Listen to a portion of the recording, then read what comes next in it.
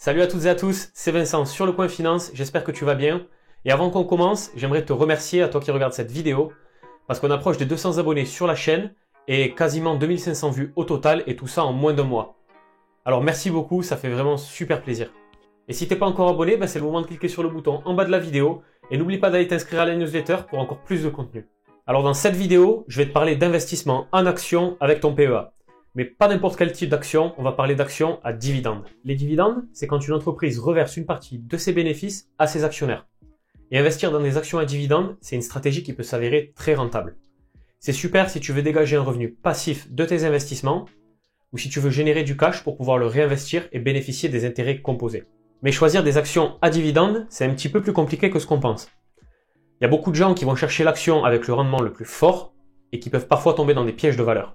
Et là, tu vas me dire, mais alors Vincent, quels sont les critères de sélection à appliquer? Moi, quand je cherche des actions à dividendes, j'ai 3 critères qui sont décisifs. Premièrement, une forte rentabilité de l'entreprise, avec des marges qui sont élevées et des coûts faibles. Deuxièmement, de la croissance, que ça soit sur le cours de l'action ou sur le chiffre d'affaires. Et enfin, troisièmement, un dividende qui augmente régulièrement. Donc aujourd'hui, je vais te présenter mon top 5 des meilleures actions à dividendes qui suivent ces critères et qui sont éligibles au PEA. Et bien sûr, à garder sur le long terme. Et reste bien jusqu'à la fin de la vidéo, parce que la rentabilité de la dernière action que je vais te présenter, c'est du jamais vu.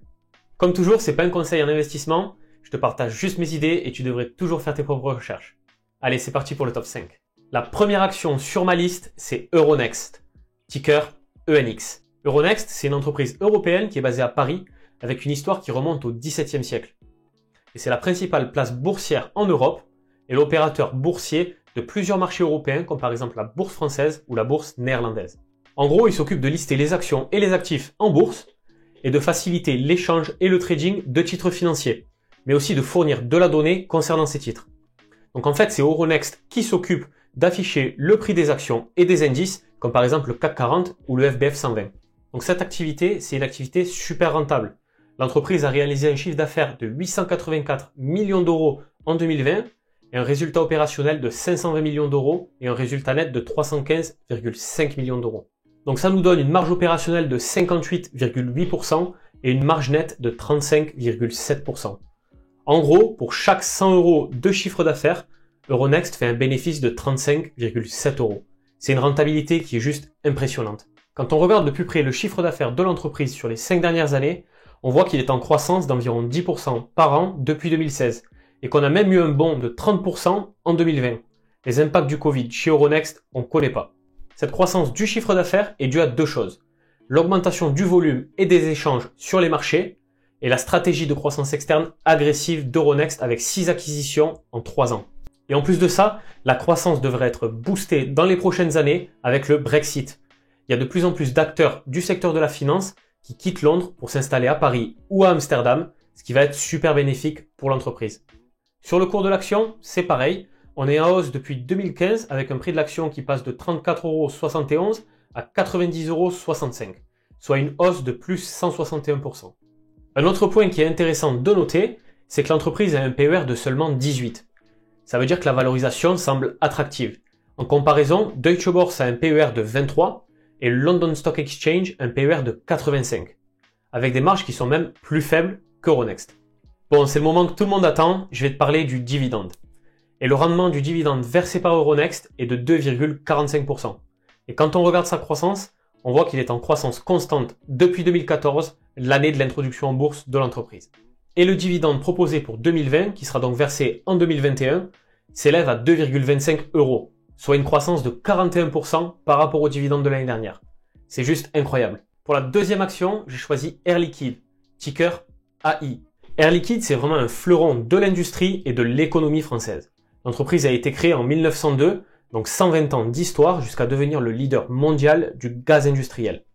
Donc leur activité, c'est de fournir des gaz comme par exemple l'oxygène, l'azote ou le dioxyde de carbone à des entreprises qui opèrent dans tout un tas de secteurs comme par exemple la chimie, l'aéronautique, l'industrie ou même la santé.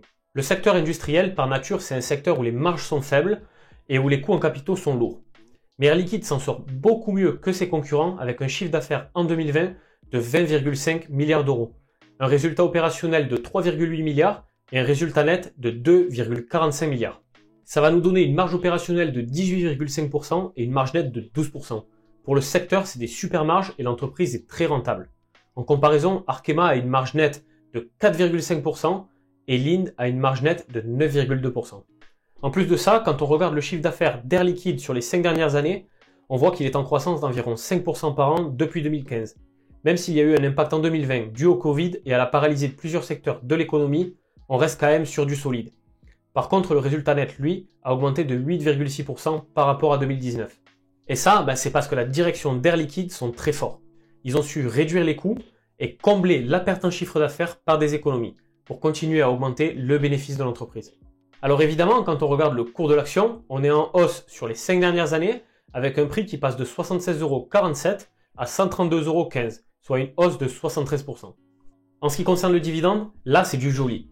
Le rendement du dividende versé par Air Liquide est de 2,01% et en ce qui concerne sa croissance, on voit qu'il est en augmentation depuis 1989. Et le versement du dividende en 2020 était de 2,7 € et en 2021, le dividende proposé est de 2,75 €. Donc il est toujours en augmentation. En plus de ça, si tu gardes tes actions sur le long terme, Air Liquide te récompense avec un programme de loyauté. Et ça veut dire quoi? Ça veut dire que si tu gardes tes actions plus de 2 ans, tu vas avoir un bonus de 10% sur tes dividendes. Donc au lieu de toucher 2,7 € par exemple, tu vas toucher 3 €. C'est vraiment sympa. Bref, Air Liquide, c'est l'excellence industrielle à la française et c'est une super action si tu veux construire ton portefeuille sur le long terme. Pour la troisième action, on va s'aventurer dans une partie de l'industrie financière que la plupart des gens ne connaissent pas, mais qui rapporte très gros. C'est le private equity.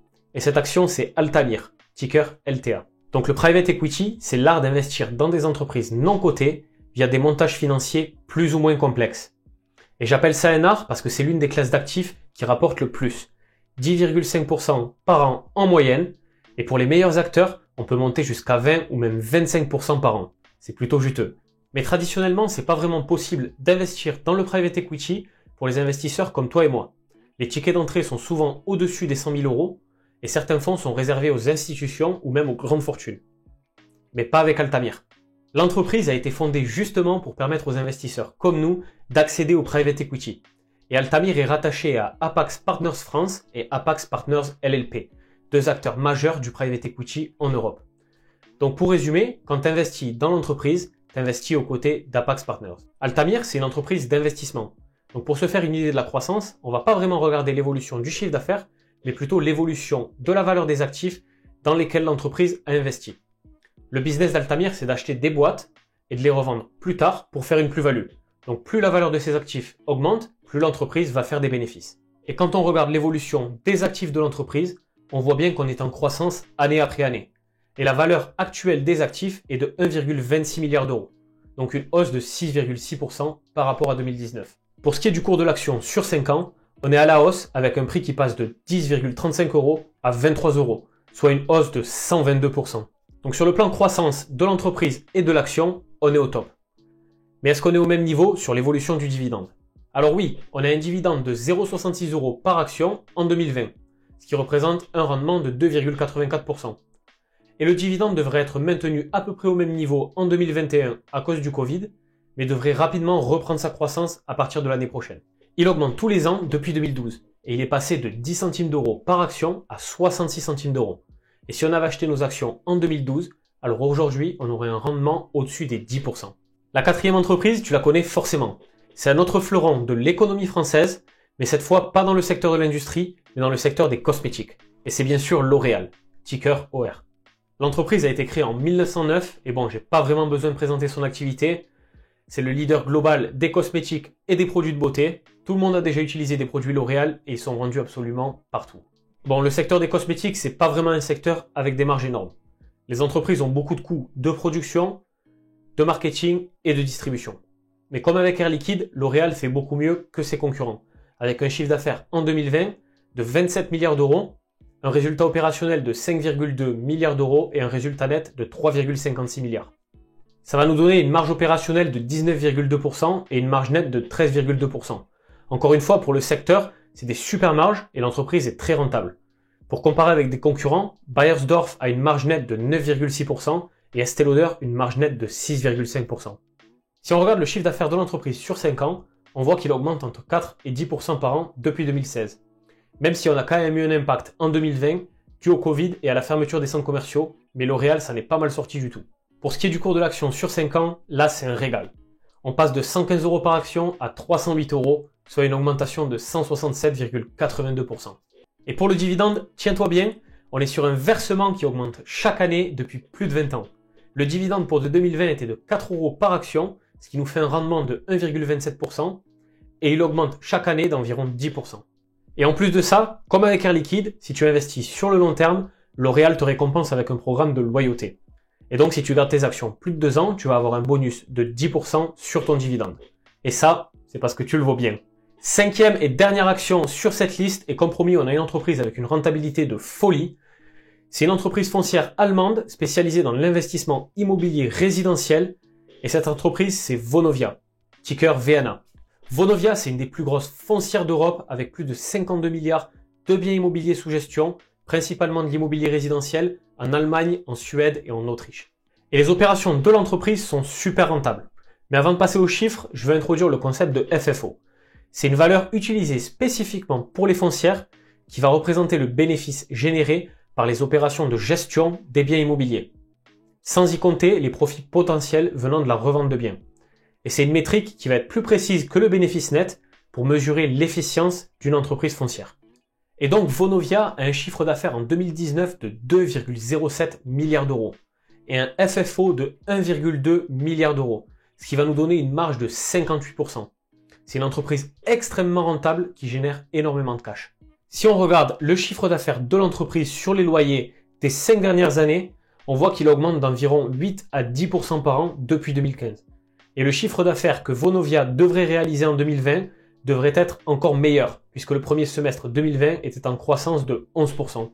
Pour ce qui est du cours de l'action, on a une hausse régulière depuis 5 ans, et on est passé de 28,25 € l'action à 53,10 €, soit une hausse de 88%. Pour le dividende, on a un rendement de 3,18% avec un versement de 1,69 €, prévu pour 2021. Il a un petit peu baissé par rapport à l'année dernière, encore une fois à cause du Covid, mais avant ça, il était en croissance constante depuis 2014 et je pense qu'il va reprendre cette croissance à partir de l'année prochaine. Donc Vonovia, c'est une entreprise foncière super rentable avec des grosses marges et qui va générer beaucoup de cash et c'est un super moyen d'investir dans l'immobilier. Et voilà, c'est tout pour mon top 5 des meilleures actions à dividendes éligibles au PEA. J'espère que ça t'a plu et dis-moi laquelle est ta préférée dans les commentaires. Et surtout, n'oublie pas de liker et t'abonner à ma chaîne en cliquant sur le bouton.